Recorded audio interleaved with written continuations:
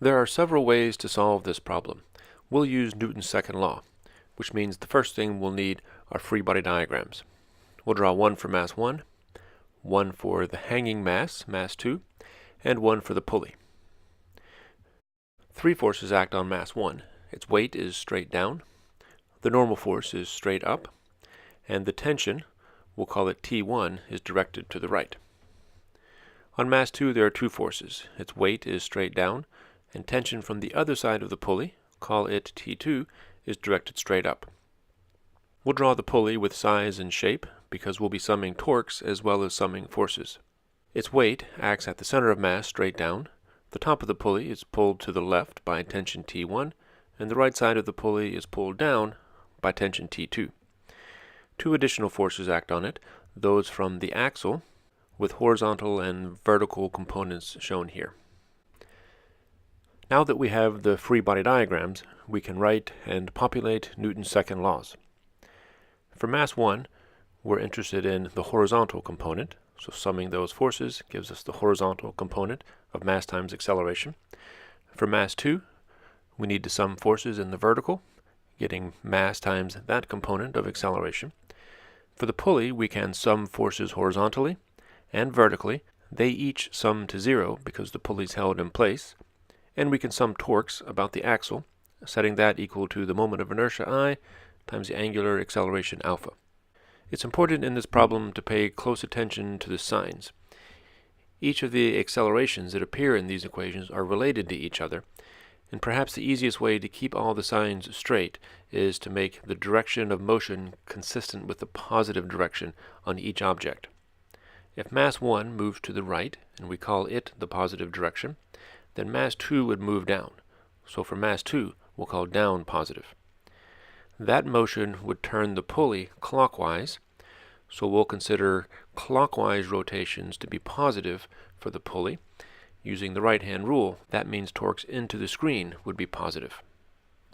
And we'll take the same right and down positive convention as with masses 1 and 2. Now we can come back and sum forces from the free body diagrams. On mass 1, we have one force in the horizontal, that's T1, and so that equals its mass times the acceleration A. For mass 2, there are two forces in the vertical. Weight is down, which we've called positive, minus T2, and that equals mass 2 times the same acceleration A as we had for mass 1, because it's down in the positive direction. Sum horizontal forces on the pulley to equal 0, and sum the vertical forces to equal 0, and then sum torques about the axial. There are two forces giving torques about the axial. Tension T2 produces a clockwise or positive torque with a moment arm of the radius r. Tension T1 produces a counterclockwise or negative torque with the same moment arm. The moment of inertia I of a solid disk about its center is 1/2 mr squared, and we can relate alpha to the acceleration of the blocks 1 and 2. As the pulley turns, the tangential acceleration, a sub t, will equal the acceleration of the blocks because string is unwinding without slipping, and that equals r times alpha. Solve this for alpha and substitute in, noticing that all of the r's cancel from this torque equation, giving us this result.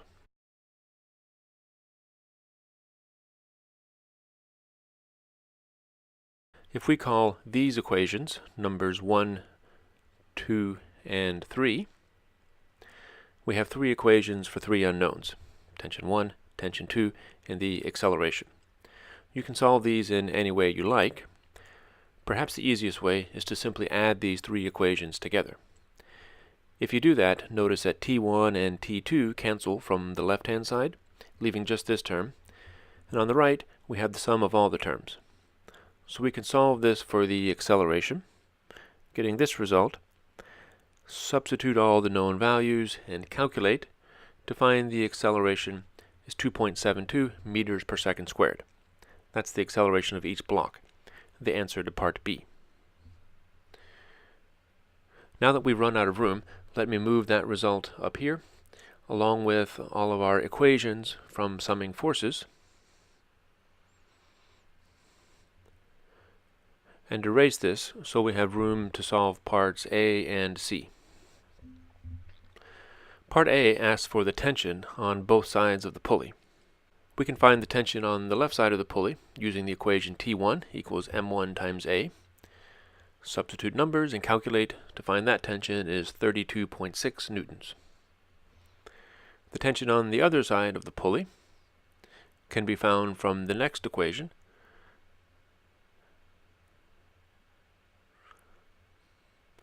Solve that for T2. Substitute values and calculate, finding that it equals 35.4 newtons. Finally, Part C asks for the horizontal and vertical components of the force on the pulley's axle. Referencing the free body diagram that's been inset on the right by the pulley, see that we need to find F sub H and F sub V. We'll find these using the last two force equations. Solve the first one for FH, the horizontal force exerted by the axle, just equals the tension T1. That's 32.6 newtons. For the vertical component, we solve this equation for F sub V and substitute the known values, calculating to find it equals 55 newtons.